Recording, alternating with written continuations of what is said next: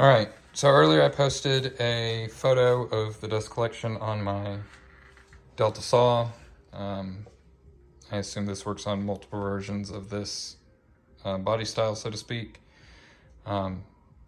Anyways, the way I started is I just put two strips in, these two right here.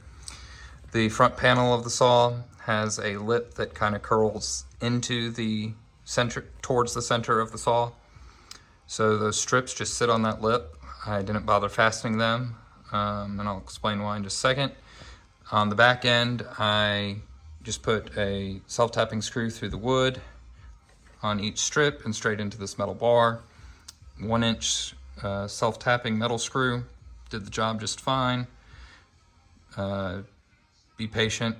Those self-tapping screws took just a second to bite through that metal. Those dimensions of the strips are roughly 21 1/4 inches long by 1 1/4 inch wide. You could go just slightly narrower. I think they, for the size of this shroud right here, I believe that was technically just a hair too wide, but it really doesn't make a difference. From there, like I said, I set them on the lip in the front, on both. Self-tappers back here. I sat the shroud on it, and just went ahead and screwed it directly to the wood strips. From there, I cut this piece right here. That piece's dimensions are roughly 6 3/4 deep from this perspective, and the width is just a little less than 14 1/4. Your width doesn't have to be quite that precise, as long as it is hugging those rails enough that you can fix it with a brad nail, which is all I did. There's no screws putting that to the rails, just a few brads down each side. From there, I went ahead and taped up that front seam right there where you can see against the front panel. After that, I went ahead and cut for this rail and that rail right there. Just to show you what those look like. They're just attached to the bottom side of the first two rails. Nothing too complicated. Their dimensions are, let's see, their length is just a little less than 18 1/4, and their width is just about at 2 3/8. I'll show you from the side so you can kind of see. It gets it pretty close to that lip. And once you walk away from the saw, you really don't even notice that it's there. I went back, and after that, took more of the foil tape, which I'll go ahead and let you know there's a difference between shiny ductwork tape and foil ductwork tape, not to be confused with the MacGyver style duct tape. Do not get the shiny stuff, get the actual foil stuff. It's much more rigid and helped a lot for this project. So I went ahead and got that seam where the wood met the side panel, the crack where the side panel meets this pole right here on both sides. They say that you want air to kind of flow through the saw in the same direction that the sawdust is moving. So I did leave my front two corners, you can see some light shining through them. I did leave them open. I closed off the top, but I left those corners right there open. I do put magnets over the adjustment window, or whatever you want to call it there. Over here, I used the foil tape to span the little indentation that's here. 4 or 5 strips did the trick. Make sure that you bring it up and you wrap it to the underside of this rail, because there's a gap back here and that the air will just come behind what you've taped and come out there. So I also put tape across the top of the rail to completely seal up that entire section. From there,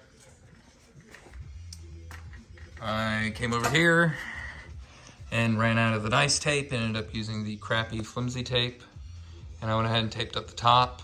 I actually did this after I had done everything else and sealed, put the saw back together and did a test run, and wanted to try to get just a little more suction out of it, and found that putting tape there made the difference, as well as some tape here.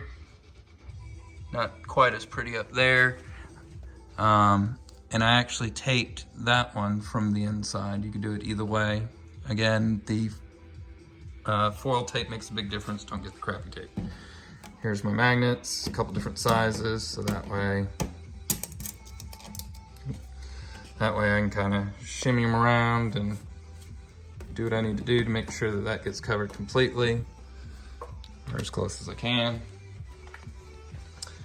As far as the piping, I have a receipt I'll show y'all that shows the exact pieces I got, because piping is a pain to shop for in the home improvement store. But I went with a 4-inch pipe right here. I did, let's see, looks like I did about 5 1/4 on the actual pipe itself. Cut it to size. This is what's referred to as a street coupler, meaning that this end is a coupler, will fit on 4-inch pipe. This end is the same size as 4-inch pipe. So I went pipe, 4-inch coupler. Since it's street, it came back down to 4-inch size pipe. Went from a 4 to a 3-inch coupler. The inside diameter is just a little too small for that particular fitting. So what I did is I held it up the best I could, centered like that, right to the opening, ran a Sharpie around it, and then I took a sanding wheel off a Dremel and just at a slight taper cut back about half the thickness of my Sharpie line with a depth into the coupler of maybe 1/2 to 3/4 of an inch, and it fits in perfectly. Just that much effort, seals up perfectly fine, no leaks, comes back out just as easy. As far as the receipt, get my focus. Starting from the top to the bottom, the first one is the last fitting in my setup. The second item is the particular sheet metal screws that I went with. The third item on the list is the piece of pipe. Home Depot at least has a like repair piece where instead of buying 12 or 15 feet or whatever, you can get, I think it's just a 2-foot section of 4-inch pipe. So that's what that is. And then the last one on the list is the street elbow. It's a 45. Like I said, it's got the coupler on one end and 4-inch on the other. Other than that, I think that's about it. Oh, actually, I forgot one more thing. So here's my back panel. I took, I think it was a 150 grit, 120 grit, and scuffed up. You can kind of see what area of the metal. And then took, I think it was 1/8 inch or 16th inch acrylic sheet, scuffed it up as well, cut it to rough size, 2-part epoxy, and set it on there. I used JB Clear. It has worked just fine. Just make sure that you very thoroughly mix your 2-part epoxy. That will be the downfall. But put that on there rather than cardboard or something else.